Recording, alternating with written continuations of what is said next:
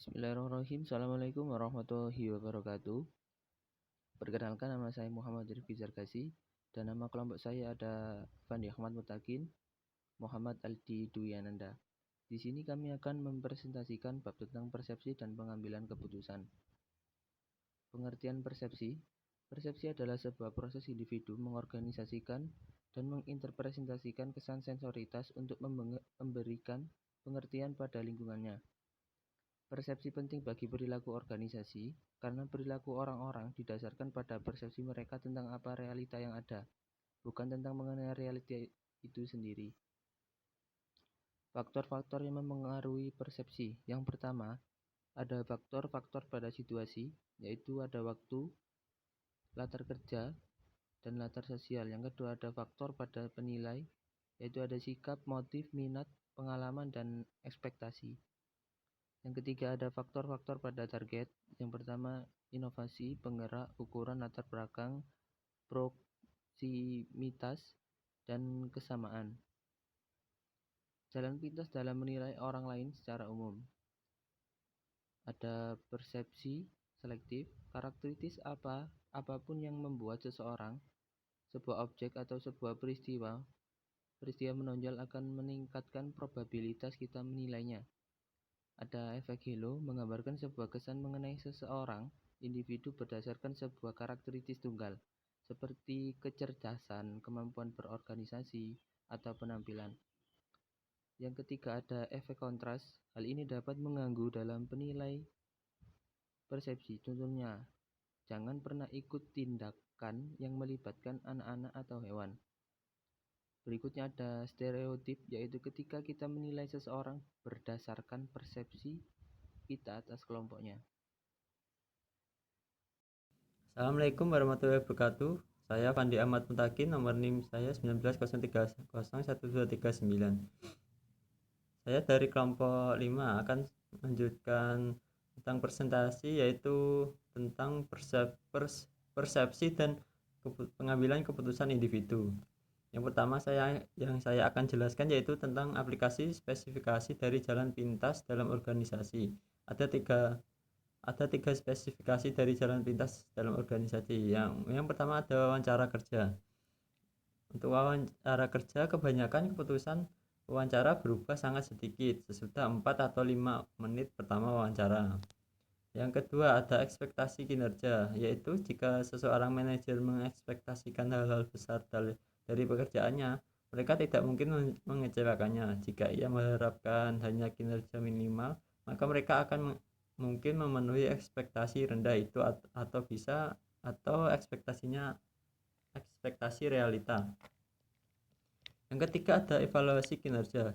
Evaluasi kinerja itu bahwa hal tersebut terjadi karena tergantung pada proses perseptual masa depan seseorang pekerja sangat dengan penilaian, promosi, kenaikan gaji, dan kelanjutan pekerja semua itu adalah hasilnya. Nah, selanjutnya ada pengambilan keputusan dalam organisasi. Ada 3 pengambilan dalam organisasi, yaitu ada model rasionalitas terbatas, dan intuisi. Model rasional itu ada pun langkah-langkah dari model rasional. Yang pertama, langkah yang diharuskan yaitu langkah-langkah dalam model mengambil keputusan rasional. Yang kedua, mendefinisikan masalah. Yang ketiga ada identifikasi kriteria keputusan. Yang keempat ada alokasikan bobot pada kriteria itu. Yang kelima ada kembangkanlah alternatif. Yang keenam ada evaluasilah alternatif tersebut. Dan yang terakhir ada pilihlah alternatif terbaik. Selanjutnya bias kesalahan umum dalam pengambilan keputusan. Yang pertama ada bias terlalu percaya diri. Yang kedua ada bias jangkar. Yang ketiga ada bias konfirmasi. Keempat ada bias ketersediaan. Yang kelima ada eskalasi komitmen. Yang keenam ada kesalahan acak. Yang ketujuh ada aversi resiko, dan yang terakhir ada bias retrospeksi. Oke, selanjutnya ada pengaruh dalam pengambilan keputusan, yaitu dari perbedaan individu dan batas organisasi. Yang pertama yaitu perbedaan individu. Mungkin yang mempengaruhi dalam pengambilan keputusan yaitu dari kepribadian. Yang kedua dari jenis kelaminnya, yang ketiga dari kemampuan mental seseorang, dan yang terakhir ada perbedaan budaya antara orang satu dengan orang yang lain. Yang kedua ada batas organisasi, yaitu ada evaluasi kinerja. Yang kedua ada sistem imbalan, yang ketiga ada peraturan baku, yang keempat ada batasan waktu akibat sistem, dan yang terakhir ada contoh historis. Assalamualaikum warahmatullahi wabarakatuh. Nama saya Muhammad Aldi Yunanda. Di sini saya akan melanjutkan presentasi selanjutnya, yaitu 3 kriteria dalam keputusan etis. Yang pertama yaitu utilitarianisme, yang mengusulkan pengambilan keputusan berdasarkan outcome atau pengeluaran. Yang kedua yaitu untuk membuat keputusan konsisten dengan kebebasan dan hak-hak fundamental. Yang ketiga yaitu untuk menanamkan dan mendorong aturan-aturan dengan adil dan netral untuk memastikan keadilan dan distribusi yang merata atas manfaat dan biaya. Selanjutnya, kreativitas pengambilan keputusan kreatif dan inovasi dalam organisasi.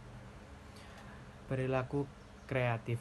Yang pertama itu formulasi masalah. Setiap tindakan kreativitas dimulai dengan masalah yang memunculkan perilaku yang dirancang untuk memecahkan masalah.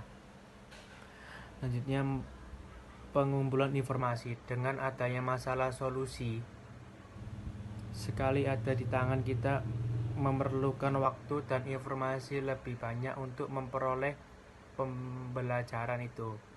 Pemunculan ide. Jika untuk pengumpulan informasi yang rencananya, maka saatnya mentranslasi pengetahuan menjadi ide-ide. Evaluasi ide. Terakhir, saatnya memilih ide-ide yang dimunculkan. Dan yang terakhir, penyebab perilaku kreatif. Potensi kreatif. Kebanyakan orang memiliki beberapa karakteristik yang merupakan bagian dari orang-orang yang luar biasa. Atau kreatif, semakin banyak karakteristik yang kita miliki, semakin tinggi potensi kreatif kita. Lingkungan kreatif. Kebanyakan orang dari kita memiliki potensi kreatif dapat kita pelajari untuk diterapkan. Tetapi sepenting apapun kreativitas, jika kita sendiri tidak cukup, maka diperlukan lingkungan yang mendukung dalam pengembangan kreativitas tersebut. Keluaran kreatif atau inovasi, tahapan akhir dan proses kreativitas kita dan hasil kreatif inovasi, seperti contohnya seorang pekerja yang memiliki atau menghasilkan ide kreatif dan tidak pernah membagikan ide tersebut kepada orang lain. Sekian presentasi dari kelompok kita. Terima kasih.